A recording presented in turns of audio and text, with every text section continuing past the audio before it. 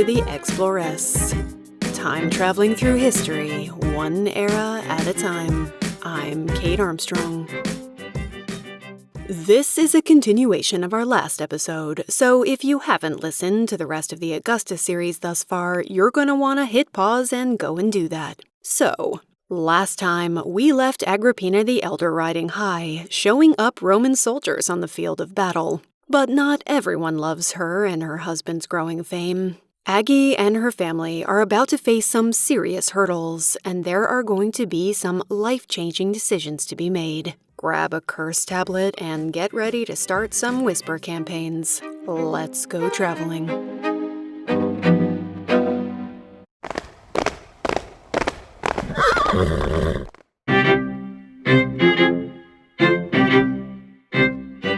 But first, a shout out to some of my patrons. My newest pirate queens, Magdalena, Gabby, Sarah H., Patricia, Sarah K., Robert, Megan R., Mary Lou, Kiara, Kira, Adelaide, and Jennifer P. My newest lady presidents, Detra, not Petra like I said in the last episode. Sorry about that. I'm gonna blame autocorrect. Carrie, Paige, and Krista. My boss ladies, Kimberly, Eva, and Annie. My adventuresses, Kira, Karen, Jessica S., Samantha, Lizzie, Kelly, Iris, and Alexis. My warrior queen, Avery, and my lady pharaoh, Courtney. Thank you and much love to all of my patrons. Becoming a patron of the show goes a long way to keeping it going and growing. Plus, you get access to exclusive bonus episodes, mini-sodes, sneak peeks, discounts on merchandise, special prizes, and more. Join before the new year and you'll get a very fancy digital Exploress 2021 calendar. To find out all about it, just go to my website. And now, back to ancient Rome.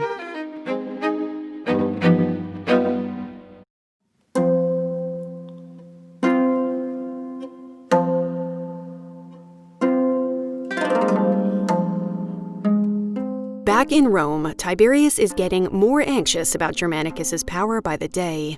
It seems like Livia isn't too thrilled with Agrippina's behavior either. Some sources make it out like she doesn't like Agrippina, this young woman brazenly stepping into the public sphere and shaping it to her liking. She and Tiberius are worried by the kind of sway she seems to have with the troops. It's just a year into his emperorship, and Tiberius is already unpopular. If ancient Rome had popularity polls, Tiberius's numbers would be in the toilet for sure. But Livia's power only seems to grow with her position as imperial gatekeeper and hostess. Much like certain first sisters of American presidents will step in to serve as unofficial first ladies if the president is a bachelor, Tiberius's continued unwedded bliss means that Livia acts as both empress and as a sort of dowager queen. She conducts her own official correspondence, writing to client kings on official business. Sometimes Tiberius's letters arrive addressed to both him and Livia. One time, the Spartans write Tiberius to say that they're starting up a cult of the divine Augustus, and they also write a separate one to Livia, as if to say that, look, Tiberius is the emperor, but we all know who really wears the toga around here.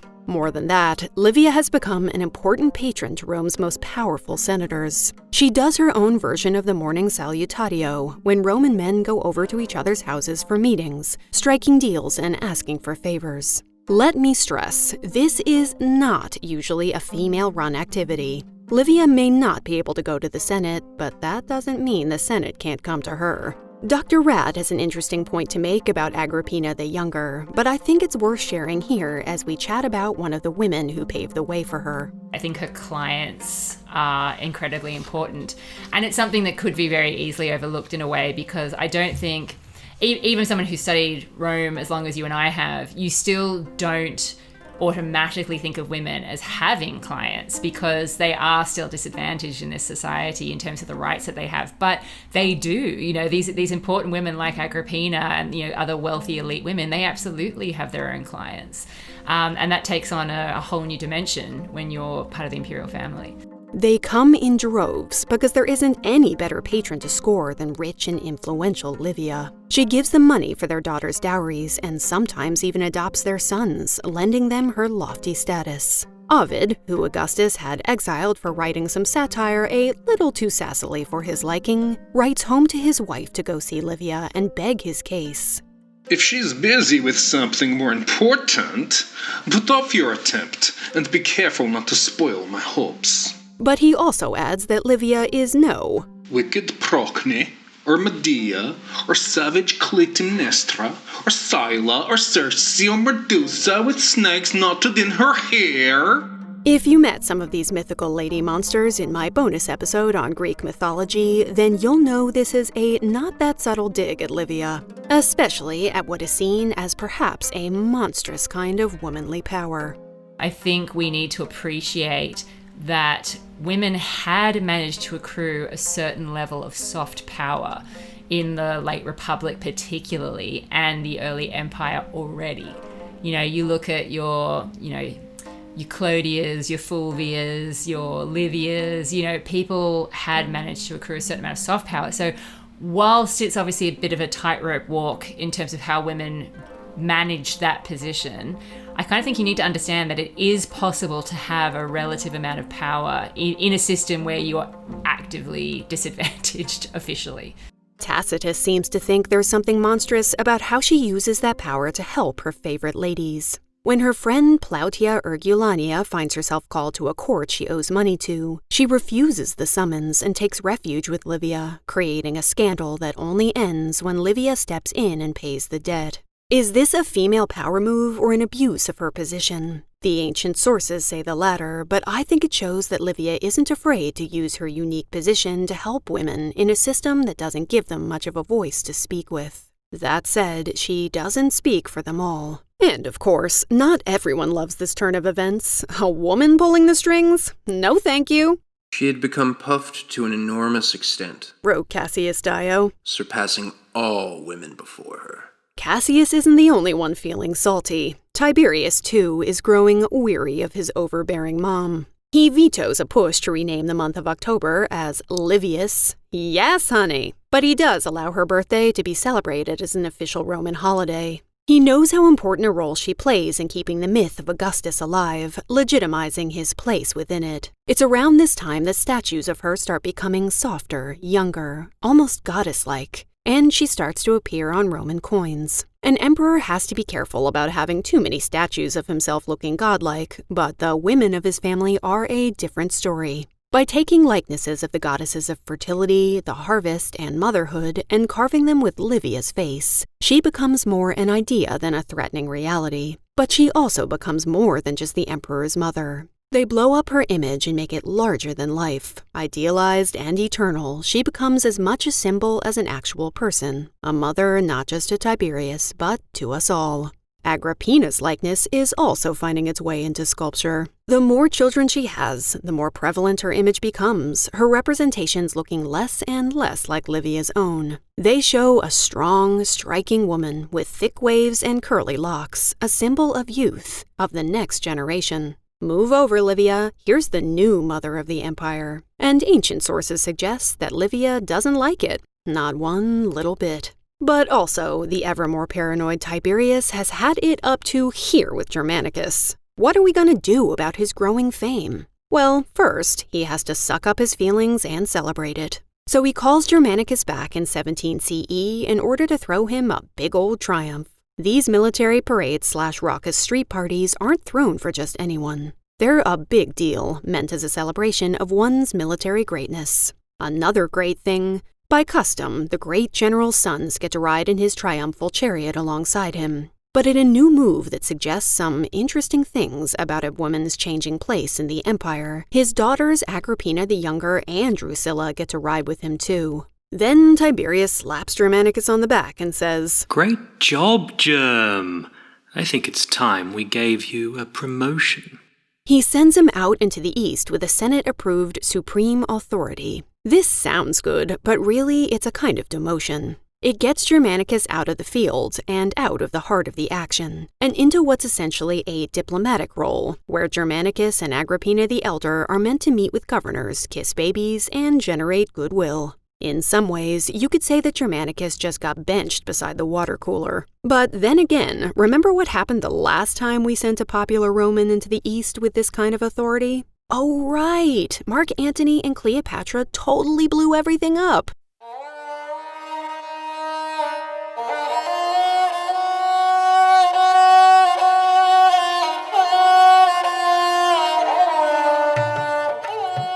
Since he's being forced away from Rome, Germanicus and Aggie decide they might as well make it a fun family vacation. They stop in at the site of Actium to pay tribute to Germanicus's fallen ancestor, Mark Antony. They stop at Lesbos, Sappho's old island home, where Agrippina gives birth to another daughter, Livia. You have to wonder if she thinks of her mother Julia here. She too went with her husband on a tour of the Mediterranean. She too gave birth while traveling, and not so far from here. And now it's her name that is being carved into placards praising her childbearing prowess. Oh, the intoxicating freedom and power. Then the family heads toward Egypt. They take a cruise down the Nile and a walking tour through Alexandria, inspiring love and statues and all sorts of great PR. And then they get a quick call from Tiberius. Yo, I distinctly remember saying that no senator could enter Egypt without my permission. Sorry, Tiberius, I can't hear you. I can't hear you, mate. The line's pretty bad.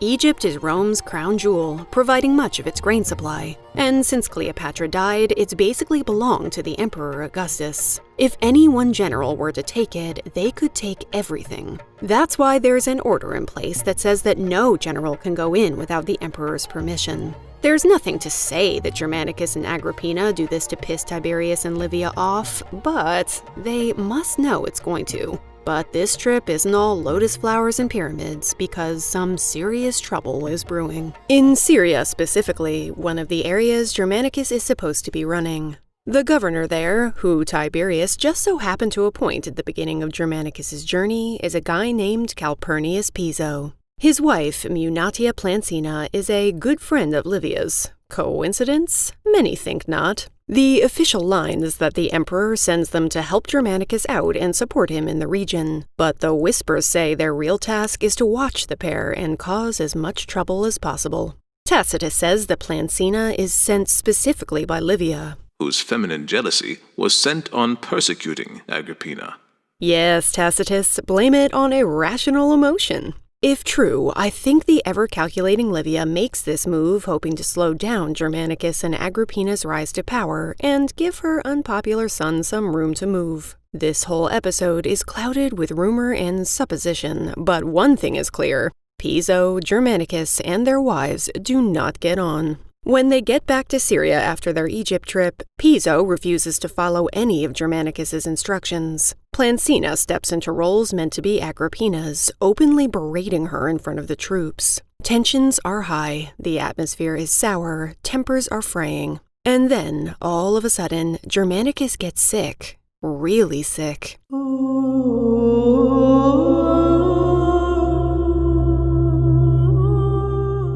We have no idea what he really dies of, but Germanicus immediately suspects that Piso's poisoned him. They even find evidence of black magic in their house, some potent evidence as far as the Romans are concerned. They take their curses quite seriously. Here's Dr. Rad and Dr. G. And curses also sort of function a bit like gossip in the ancient world. So we know that they're given quite a bit of credence. And we know from the evidence that we found for curses that they can get pretty petty as well. Absolutely. You know, the sorts of things that you might curse upon somebody else. Whoever stole my shoe will return it, otherwise their toenails will dry up and they will keel over dead on a lizard. So be it. Let it be known to all of the gods of the underworld that this is my wish. Follow this person around and make sure it happens. Exactly. So the curses can be pretty petty, but they also, I would imagine, easily falsifiable.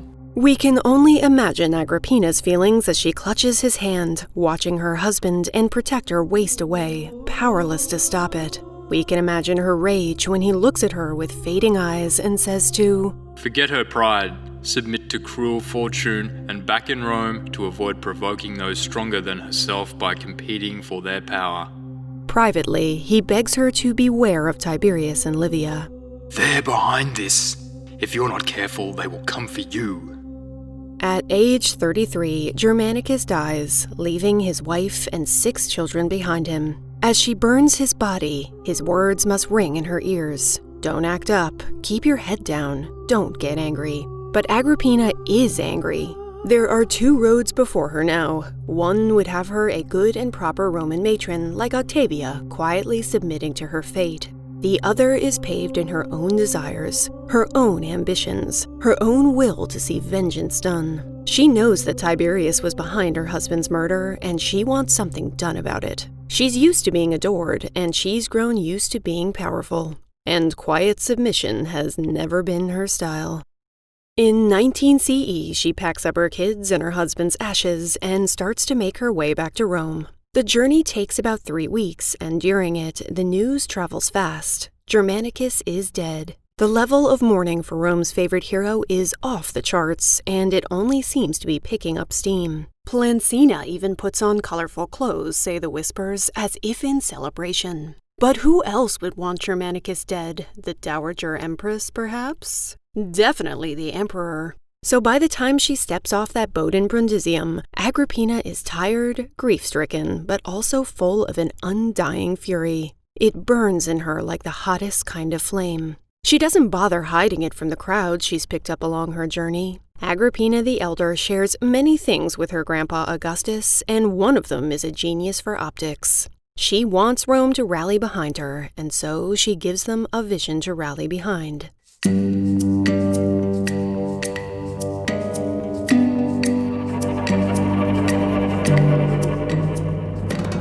It doesn't help that neither Tiberius or Livia show up at the port to welcome her home and offer their condolences. It's conspicuous, to say the least. And of course, all the people on Team Livia poisoned everybody ever thinks that she had some hand in his death. But no matter. As Tacitus says, Aggie is impatient of anything that postponed revenge. Back in Rome, Agrippina has plenty of friends, and she makes no secret of her suspicions. She and her faction want Piso brought to trial, and the hatred for him is so intense that Tiberius can't save him. But Plancina, now that's a different kettle of fish. She's hated too, but Livia starts making calls, pulling strings, taking senators aside for a little private talking to. Again, it seems like Livia might just have more power than her son does, because after 2 days of questioning, Plancina's let off. Though she has no official power, her word truly matters. The ancient sources are always trying to paint a rivalry between Agrippina and Livia, saying they hate each other for stepping on each other's toes, when really, we don't know how they feel. But Agrippina cannot be happy about this. There's evidence that Livia, Antonia, Agrippina the Elder, and Germanicus' sister Livilla are all given some power over the list of honors to go to Germanicus. Though Tiberius has the final say, they're actively involved in what is in many ways a senatorial duty. One of these is a triumphal arch that will be put up in the city, featuring not just Germanicus and the men in his family, but all the ladies. It's the first evidence we have of women other than Octavia and Livia being immortalized in stone within the boundaries of the city. But this collaborative project does nothing to heal the festering wounds within the family. On the day of the funeral, Tiberius is forced to endure a raucous roar of love and approval, not for him, but for Agrippina. We're not just talking about some really loud clapping here. They're shouting her name, calling her the glory of her country, the only true descendant of Augustus. Oh my. This is not keeping her head down, and Agrippina knows it. But she isn't ready to step into obscurity. She is Augustus's descendant, damn it, and basically a princess. Nobody puts Agrippina in a corner.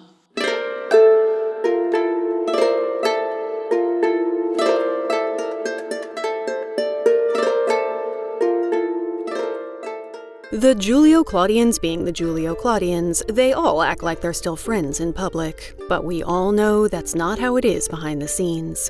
And now we circle back to that Praetorian guard named Sejanus. Picture Iago from Othello or Jafar from Aladdin. That's this guy, forever skulking around in the background, poisonously crafty and ambitious as hell. He wants nothing less than to be emperor in his own right. Over the years, Tiberius has come to rely on him heavily. He's made sure of it, worming his way into the lonely emperor's life, cutting him off from friends and family, trying to alienate him from anyone who might burst his cunning plans. He sets about clearing away any obstacles to his own ambition, and right now, that includes Tiberius's son Drusus and Agrippina's entire clan. It doesn't help that relations between the now 80-year-old Livia and Tiberius are strained to breaking point. They fight more and more, and Tiberius seems increasingly reticent to give her any influence. When he refuses to put forward her chosen candidate for a judge's position, she whips out some of Augustus's old letters full of mean words about Tiberius. After that, he essentially stops speaking to her, removing her from public affairs and forbidding her to hold a banquet in her husband's honor. Now that's just petty. In 23 CE, Sejanus makes some major moves. First, he starts an affair with Germanicus' sister Livia, who is currently married to Drusus, Tiberius' son. He and Sejanus have long loathed each other. Drusus once punched Sejanus right in the mouth, and you know what? I get it. So one night while they're lounging in bed, feeding each other dormice, Sejanus says, "You know what would be great? If we killed your husband. Then I could be emperor when Tiberius dies, and you could be my empress. Good idea?" Or so the ancient rumors go. Not long after that, Drusus dies, apparently with Livia's help, and Tiberius has no idea what's happened, but he's heartbroken. Then Sejanus asks if he can marry Livia, an honor which he's denied. "No marrying into the Imperial family for you, sir." "No problem, we'll stick that one on the back burner." Plan B, destroy Agrippina and all of her children, getting them out of the way. Especially her 16 and 17-year-old sons, who it looks like Tiberius might just adopt as his successors. Then there will be no one left but him to take the throne. But Agrippina has plenty of friends to back her. She fights Sejanus at every turn, using male proxies in the Senate to fight against laws that don't suit her. She has a whole network of people working for her family's interests and doesn't give one poison fig what Tiberius might think about it. She also refuses to keep a low profile. On New Year's Day in 24 CE, there's this religious event where priests publicly pray for the health and well-being of the emperor. Somehow, Agrippina manages to arrange it so that the priests pray not only for Tiberius's health, but also for her sons Nero and Drusus III, without asking Tiberius first. And he is pissed. Sejanus uses the opportunity to remind Tiberius just how uppity and terrible Agrippina the Elder is. He also stirs up a lot of legal trouble, drumming up a bunch of lawsuits against her friends and supporters that cost a lot of money and make them all look pretty bad. Around 26 CE, her cousin Claudia Pulchra is charged with immorality, witchcraft, and conspiring against the emperor. Agrippina sees this as the personal attack it is and is like, I don't think so. She marches over to Tiberius, interrupting him in the middle of a religious sacrifice to Augustus. The man who offers victims to the deified Augustus ought not to persecute his descendants, she supposedly says. It is not in the mute statues that Augustus's divine spirit is lodged. I, born of his sacred blood, am its incarnation. Damn, girl. Tiberius, apparently, answers her tirade with a Greek epigram. It is not an insult that you do not reign. And make no mistake, she would reign if she could. In fact, I think she believes she deserves it.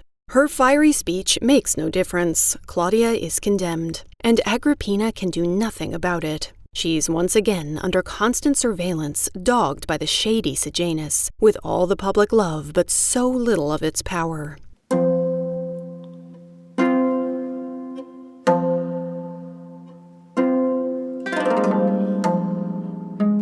She's around 40 years old now, and her daughter Agrippina's around 12. It's from her memoir that we get the following story. Agrippina the Elder gets ill, and so Tiberius comes to see her. Silent tears stream down her face as she begs him to let her remarry. She is sick of being alone. She wants a fresh start, a new champion for her and her children. Imagine the bitter sting of it. This woman so sad that she allows herself to beg her enemy for mercy. He is her paterfamilias, after all. Tiberius just sighs, gets up, and walks out. He will never let her remarry.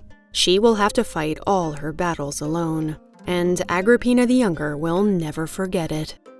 There is this bit in Tacitus where he talks about having read her memoirs, and one of the little snippets he gives us is Agrippina the Elder crying because Tiberius won't let her remarry and find a new husband and someone else to obsess about, apart from Germanicus.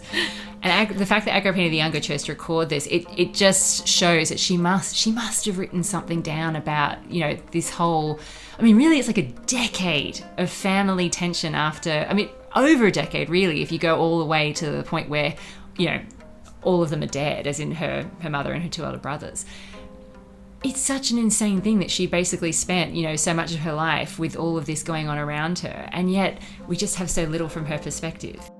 And Livia, it seems, does nothing to stop it. It's easy to get mad at Livia here. You have power, and you're supposed to be a champion of women. You're really going to let your husband's granddaughter languish, essentially under house arrest? Behind the scenes, we don't know what relations are like between Livia and Agrippina. But the fact remains that, as long as Livia lives, Agrippina and her children do too. And as we'll see in a minute, that speaks volumes. Agrippina becomes increasingly paranoid, with Sejanus always whispering that Tiberius is going to poison her, just like he did with Germanicus. So she stops eating at his table. One night, Tiberius tests her by throwing her an apple, which she places untouched before her. She might as well have gotten up and shouted, "I don't want your stupid poison apple." After that, things really start falling apart. In 28 CE, Tiberius decides he's over Rome, and the Senate, and the Roman people, and having everyone hate him. It's time to remove himself to Capri to do some sunbathing, damn it, he's earned it. So that's exactly what he does. And who does he leave to basically run things in his absence? Sejanus, the guy who killed his son,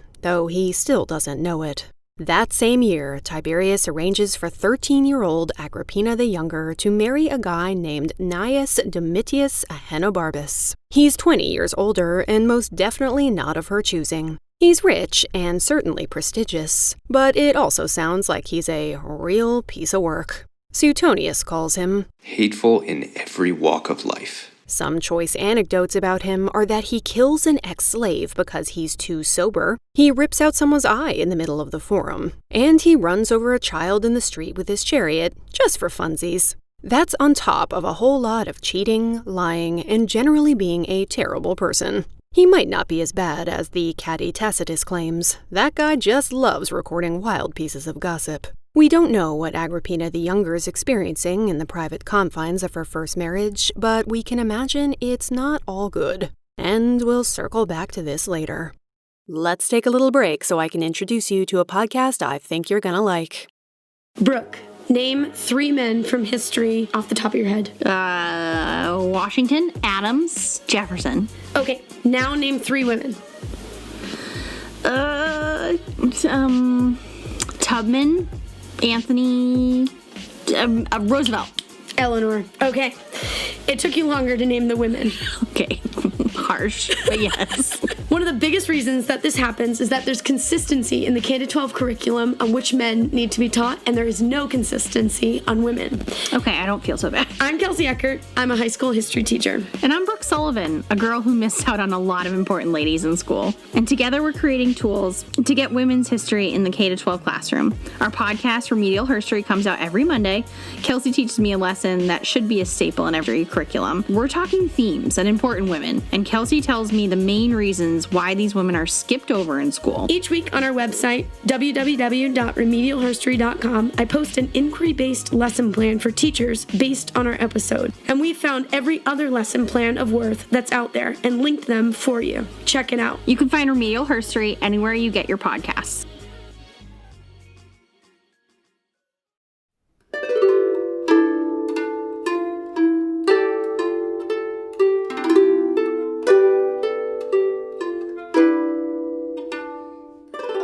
A year on, still in Rome, Livia's well into her 80s, outrageously old by Roman standards. But now she falls ill, and finally she dies.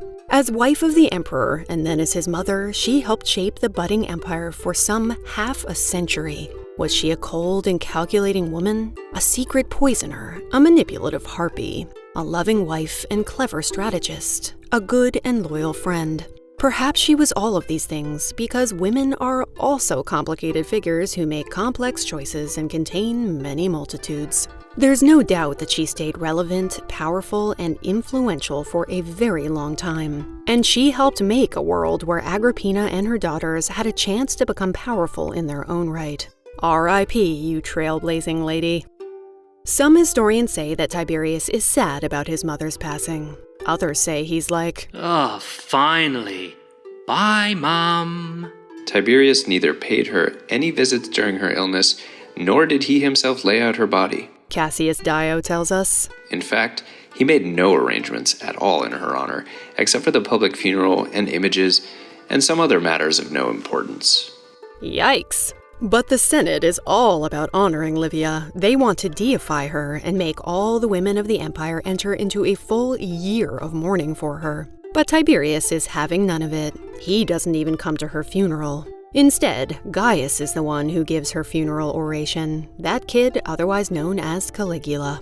And regardless of whether or not she liked Agrippina, Livia clearly had some influence in keeping her alive, because the minute she's gone, Sejanus no longer sees any need to be discreet. He writes to Tiberius accusing her and one of her sons of unnatural love and depravity, otherwise known as incest. The people make effigies of Aggie the Elder and Nero, marching them over to the Senate to protest in defense of their beloved family. And so they manage to get away, but only barely.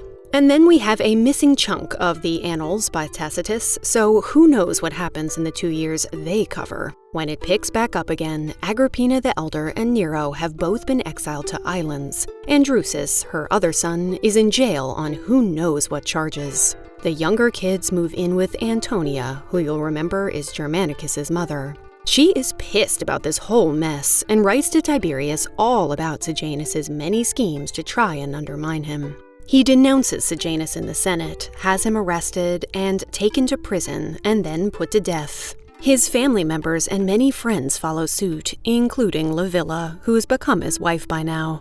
We can only hope that Sejanus knew how he ended up getting caught in the end, taken down by a woman after all.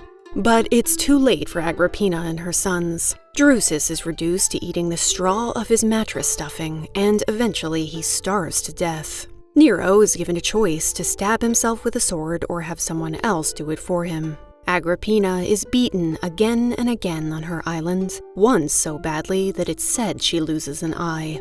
Finally, in painful agony and unwilling to let her humiliation go further, she starves herself to death. This proud, headstrong woman who refused to bow to anyone. It's easy to admire her, even if we wouldn't have made the same choices she did. And her end begs the question, what will happen to her other kids, her one remaining son and 3 daughters? What must Agrippina the Younger, now 16, think as she sees Tiberius burn her family to the ground?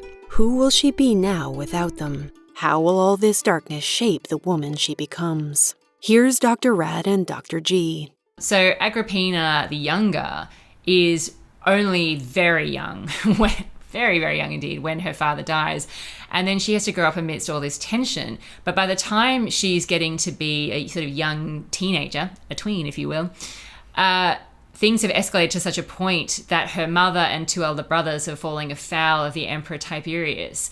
And they're being brought up on, all sorts of crazy charges, like, homosexuality, potentially, definitely, some sort of conspiracy.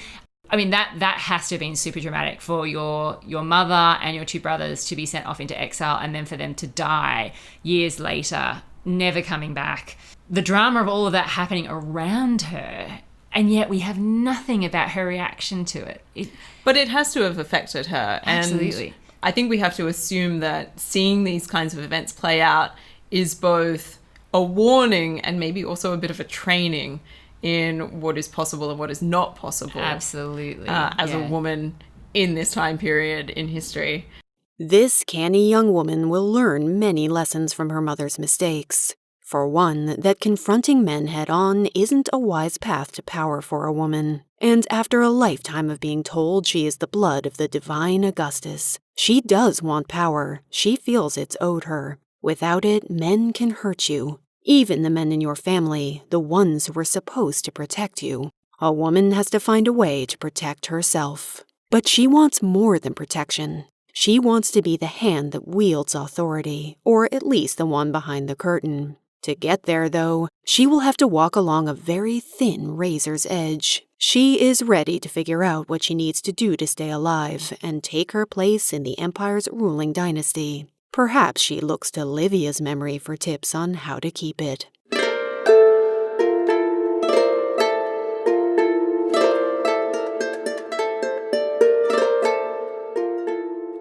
In terms of Agrippina's moves and thoughts during this period, the sources are mostly silent. Of course they are. She's a Matrona, not an emperor or a general. Why would we need to write anything down about her? All we know for sure is that she's still married to that guy Domitius, and that she's dealing with two sisters-in-law that she most certainly doesn't like. One's called Domitia Lepida, while the other's usually just called Lepida. By the time Agrippina joins the clan, that latter has had a daughter by her first husband, a girl named Messalina. Remember that name, as we'll certainly be coming back for her later. We also know that Agrippina doesn't have any children with her husband in these years, which seems strange for a young Matrona from a very fertile family. Is it that her husband is the horror that certain sources paint him as? Does she have trouble conceiving? Or is it that, for a woman in her family, having a child is usually a politically dangerous game? Under Great Uncle Tiberius's reign, any boy child she has would enter the world with a target on his back. The last thing she wants right now is that guy's attention. Without much else to say about Aggie's current existence, we turn back to Tiberius and Aggie's one remaining brother, Gaius, aka Caligula. Let's meet this teenager properly, shall we? Well, hey there. I feel I should start by saying that I'm kind of a big deal. People know me. Some women can't handle my baggage. And it's true, I have a lot of it. You watch most of your family murdered by your creepy great uncle and see how well adjusted you are. But I also have a lot of charm, when I'm not trying to kill anyone, and a lot of power, which I try really hard not to use to kill anyone. It's just that so many people annoy me. But not my sisters, they're the best. I get points for that, right? And also, don't call me Little Boot, or I'll probably cut you. I'm going to keep calling him Gaius, except when he's being especially terrible, because I wouldn't want to be known by my childhood nickname for eternity. We already know that Gaius was the youngest boy in the Germanicus clan, a great favorite with his parents and Germanicus's loyal troops. He's lived through all the same horrors as his sisters, his father's suspicious death, his mother's exile, and the deaths of his two older brothers, punished for what is likely nothing more than having a too powerful name. He's too young to be suspected of anything at the time, so he is spared their fates. He moves with his youngest sisters into Grandma Antonia's house, where he lives in relative isolation, kept forcibly out of public life by Great Uncle Tiberius, whom he feels sure is responsible for the demise of his parents. Tiberius should probably have thought twice before leaving this angry young man alone to stew. The emperor also refuses to grant him his toga virilis, and that's a big and humiliating deal. Remember that in Rome, your clothes say a lot about you and your status. Roman children wear a bulla, a kind of protective amulet around their necks that shows everyone who looks that they're still considered kids. But when a boy becomes a man, he's granted his toga virilis, or the toga of manhood, and he gains all the rights and privileges that come with being a Roman citizen and male. It's a big deal, usually ushered in with much pomp and ceremony. Augustus got his toga virilis at just 15, but Gaius won't get it for many years after. He is forced to watch all the other boys become men as Tiberius, nervous about the threat he might pose, keeps him safely tucked into the clothes of childhood. It's humiliating, and it's rage-inducing, and it's a good thing to remember as we walk through all that comes next. And then, very suddenly, Gaius is thrown out of his sheltered life into the manhood no one's really prepared him for, sent to stay with Tiberius on the island of Capri. There are a lot of wild stories about what goes on at Tiberius's beautiful cliffside abode called Villa Jovis. Suetonius gives us a lot of lascivious details about what creepy great-uncle Tiberius gets up to. On retiring to Capri, he devised a pleasure for his secret orgies. It only gets worse from there, with stories involving children that I'm just not going to detail here. Sometimes, if his victims complain, he has their legs broken. And if someone displeases him, he has them flung off a cliff into the sea. Damn, Uncle T, you be crazy. Is any of this true? A lot of people dislike Tiberius at this point. He's basically turned his back on Rome and its people. So there's every reason to blacken his reputation. And our writer Suetonius is probably Rome's biggest gossip, so probably not. At least we hope not. But even without all that debauchery, we can imagine what these years must be like for young Gaius. He's been cut off from what remains of his true family, forced to smile and nod at the man whom he must hate more than anyone in the world. The man that holds his fate, his very life, in his hands. One wrong move, and it might be him flying over the cliff tops. And then there's also young Tiberius Gemellus, Tiberius's grandson, who is also on the island. Tiberius is either grooming them both as his potential heirs or playing them against each other, making them both bow and scrape for his approval. Gaius must know he is on dangerous ground. In the years when his father Germanicus was learning how to lead, how to fight, how to serve in Rome,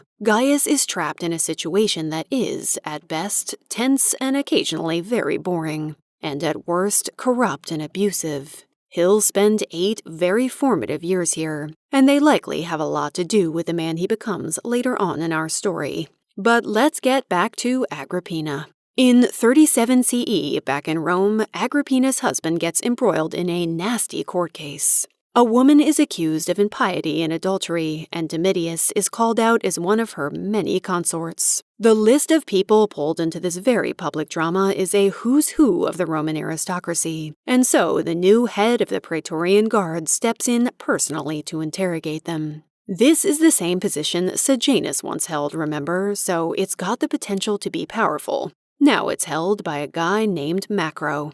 Before the case can really get going, the 70-something-year-old Tiberius dies. It isn't quite clear how he dies. Gaius will later claim he at least thought about murdering him. Many people whisper foul play, but really, the guy was 77. It also isn't clear whom he meant to follow in his footsteps. Though we think he wanted his grandson Gemellus to rule, he wasn't a stupid man. He would have known the people won't accept him unless he's attached to the much-loved son of Germanicus. He must also have died knowing that, back in Rome, people have grown to hate their emperor. In fact, when he croaks, the people basically throw a party. Instead of mournful processions and prayers, there are cries of, "To the Tiber with Tiberius!" suggesting they should throw his body in the river rather than give him a proper funeral. Boy, bye! This cannot be what Livia was hoping for. Then there is also little black sheep Claudius, Tiberius's brother. Remember him? But no one's feeling enthused about that one. And finally, there is Gaius, much beloved son of Germanicus and descended from the divine Augustus himself. But there's also Agrippina and her husband Domitius, who just so happens to be a grandson of Augustus's sister Octavia. He's got about as much claim to the throne at this point as anyone, especially with Aggie by his side. All of a sudden, the accusations against Agrippina's husband are escalating quickly. He's accused of incest with his sister, Domitia Lepida. And now the case seems less about the woman who started it and more about a means of nailing Domitius to the wall. Given that Macro becomes a very chummy, very vocal support of Gaius, we have to wonder if he uses the trial to get Domitius out of the path of succession. Good old Domitius weasels his way out of it, but the whole thing doesn't make him look that good. Is Agrippina involved in these goings-on? We have no idea because nobody writes about it. But given how canny she will show herself to be later, how ambitious, how resourceful, you have to wonder.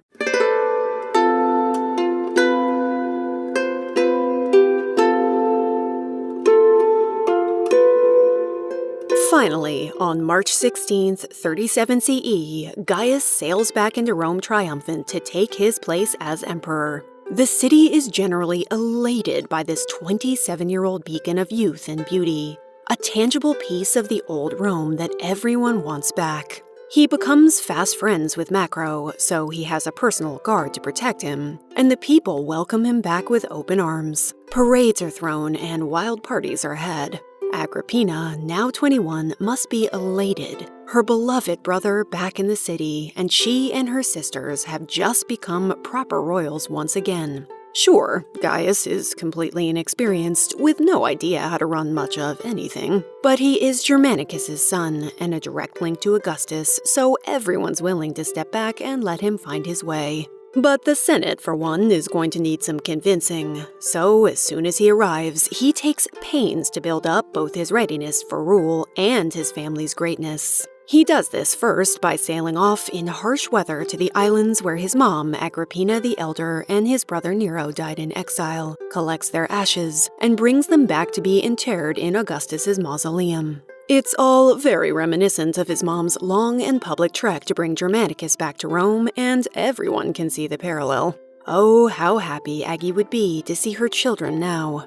Gaius buries her with much fanfare, casting away the shameful stain that Tiberius cast upon her, and even throwing a series of games in her honor, during which he has a statue of her carried in a special litter to the festivities.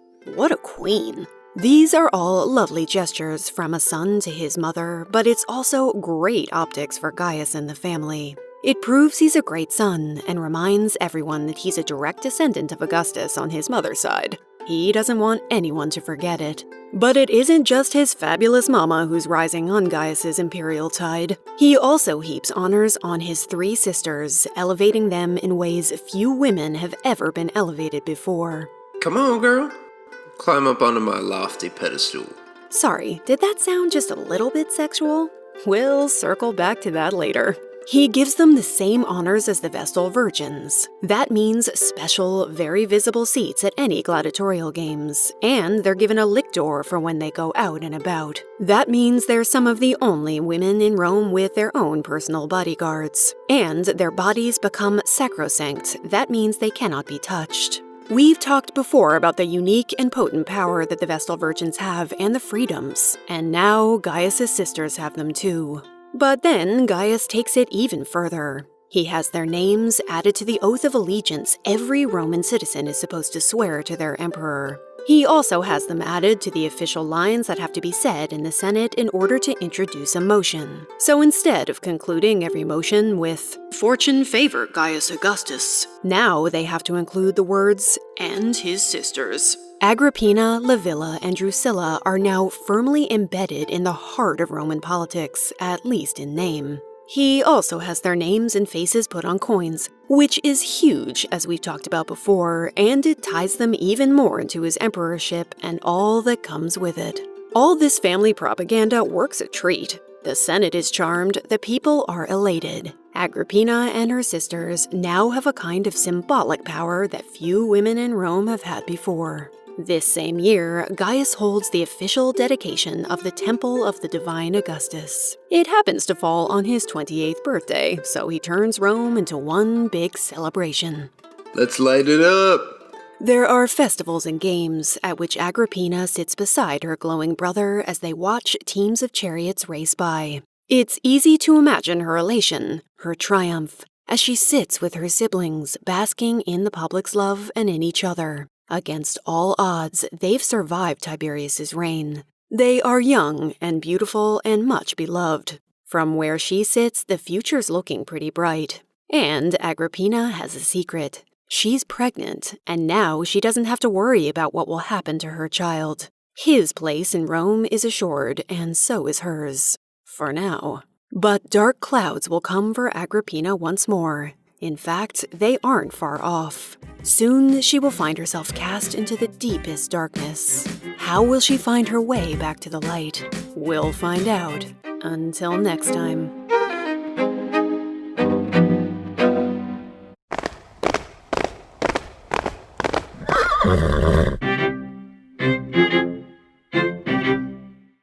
Thanks for listening. If you like The Exploress, become a patron, tell a friend about it, or leave it a review in your podcatcher of choice. It all really helps the show get discovered and keep it growing. You can also check out my Exploress Etsy shop, where you'll find lady-centric maps, timelines, and women's history art prints made by yours truly. You'll even find ones of the Vestal Virgins, Livia, and Agrippina the Younger, which all look pretty fetching when framed up on the wall.